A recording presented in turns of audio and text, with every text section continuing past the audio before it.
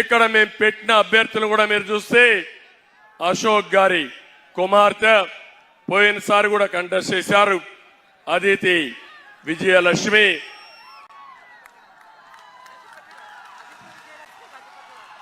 అజిత విజయలక్ష్మి, గజపతి రాజు, అదితి పేరు చెప్పంగానే మీకు అందరికి గుర్తొస్తుంది. పోయినసారి ఓడిపోయారు. ఇప్పుడు నేను అడుగుతున్నా, ఎప్పుడూ రానంత మెజారిటీతో ఆవిడని గెలిపించమని మిమ్మల్ని అందరినీ కోరుతున్నా. అధికారం కోసం రాలేదు, సేవాభావంతో వచ్చింది, నీతి నిజాయితీగా ఉంది. అలాంటి నాయకురాలు మీరు ఎన్నుకుంటే ఈ విజయనగరం ప్రజలకు న్యాయం జరుగుతుంది. అది మా భరోసా. నేను పవన్ కళ్యాణ్ గారు ఇద్దరం మీకు భరోసా ఇస్తున్నామని చెప్పి నేను మీకు తెలియజేస్తున్నా. రెండోది, కె అప్పలనాయుడు ఒక సాధారణమైన కార్యకర్త. ఈరోజు విజయనగరం ఎంపీగా ఇచ్చామంటే అది మా ఆలోచన విధానం. సైకో జగన్ ఎవరికి ఇస్తాడంటే డబ్బులుండే వాళ్ళకి, లేకపోతే కాళ్ళు పట్టుకునే వాళ్ళకి, లేకపోతే ఊడిగం చేసే వాళ్ళకి ఇస్తాడు. మేము సేవ చేసే వాళ్ళకి ఇస్తాం. ఆ సేవ ప్రతిరూపం అప్పలనాయుడు అని చెప్పి నేను మీకు తెలియజేస్తున్నా. ఒక సాధారణమైన కార్యకర్త. మీ అందరూ కూడా ఆలోచించాలి. ప్రజల్లో ఒకడు విజయనగరం ప్రతిష్ట పెంచే నాయకుడిగా తయారు చేసే బాధ్యత మాదని మీ అందరికి తెలియజేస్తున్నాను. ఇక్కడ మీరు చూశారు, బొత్స కుటుంబం జిల్లాను దోచేసిన కుటుంబం. అవునా కాదా తమ్ముళ్ళు అడుగుతున్నా. ఎమ్మెల్యేలు వాళ్ళకి, ఎంపీలు వాళ్ళకి, మంత్రులు వాళ్ళకి. ఇది జిల్లాని ఏకసత్యాధిపత్యంగా చేయాలనుకున్నారు.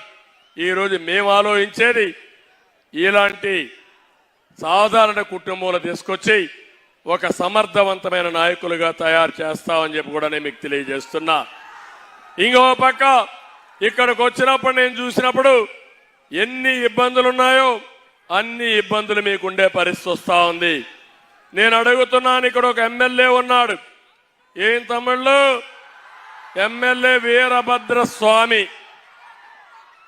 మా తమ్ముడు చెబుతున్నాడు, అంత మునుపు బొత్స కుటుంబం దోచుకుంటే మిగిలింది ఊట్ చేయడానికి ఇతను వచ్చాడు ఇప్పుడు. అవునా కాదా అని అడుగుతున్నా. ఈరోజు ఇక్కడ చూస్తే మొన్నటి వరకు విజయసాయి రెడ్డి, ఇంకో పక్కన సుబ్బారెడ్డి. ఎవళ్ళు మీరు అడుగుతున్నా నేను. ఉత్తరాంధ్ర పైన మీ పెత్తనం ఏంటి? మీరు ఎక్కడి నుంచి వచ్చారు?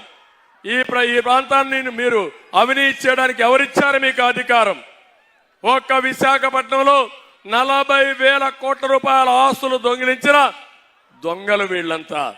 అందుకే నేను మిమ్మల్ని అడుగుతున్నా, నేను ఎప్పుడిచ్చినా అశోక్ గారిని కేంద్రంలో మంత్రి చేశామంటే ఈ ప్రాంతానికి ఇచ్చిన గౌరవం.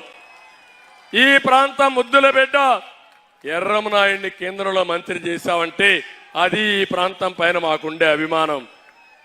ఈరోజు మీరు చూస్తే సామాజిక న్యాయం అని చెప్పే పెద్ద మనుషులు సుబ్బారెడ్డి పెత్తనం, అంత మునుపు విజయసాయిరెడ్డి పెత్తనం. వీళ్ళకందరికీ మనం బానిసలమా అని అడుగుతున్నా. ఈరోజు మీరు ఇంకో పక్కన చూస్తే ఒక సెంటు భూమి దొరికినా ఎమ్మెల్యే బినామీలు ఆలిపోతారు. ఒక అపార్ట్మెంట్ కట్టాలన్నా వాటాలు ఇవ్వాలి, ఎవరైనా లేఅవుట్లు వేయాలన్నా దానికి రేట్లు పే చేయాలి. ఇవన్నీ మీరు చూస్తూ ఉంటే ఇప్పుడు కొత్తగా ఒక చట్టం తీసుకొస్తున్నాడు. తమలో నేను అడుగుతున్నా, పట్టాదారు పాస్ పుస్తకం పైన ఎవడి ఫోటో ఉందని అడుగుతున్నా. ఎవరి ఫోటో ఉంది? జగన్ ఫోటో ఉంది. అవునా కాదా? ఎవడిచ్చాడా ఆస్తి? మీ నాన్న ఇచ్చాడా, మీ తాత ఇచ్చాడా, లేకుంటే జగన్ నాన్న ఇచ్చాడా, వాళ్ళ తాత ఇచ్చాడా అని అడుగుతున్నా. ఇప్పుడు మీ భూమి ఉంది, సర్వే రాళ్ళు వేశారు, ఎవరి ఫోటో పెట్టారని అడుగుతున్నా.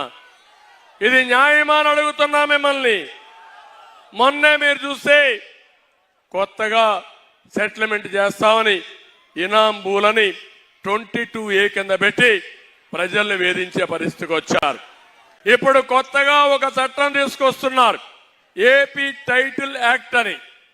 ఎలాంటి డాక్యుమెంట్స్ ఉండవు ఇంక రేపటి నుంచి.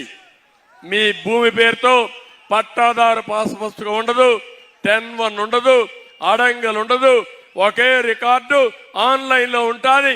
దానికి జగన్మోహన్ రెడ్డి దగ్గర ఉంటుంది.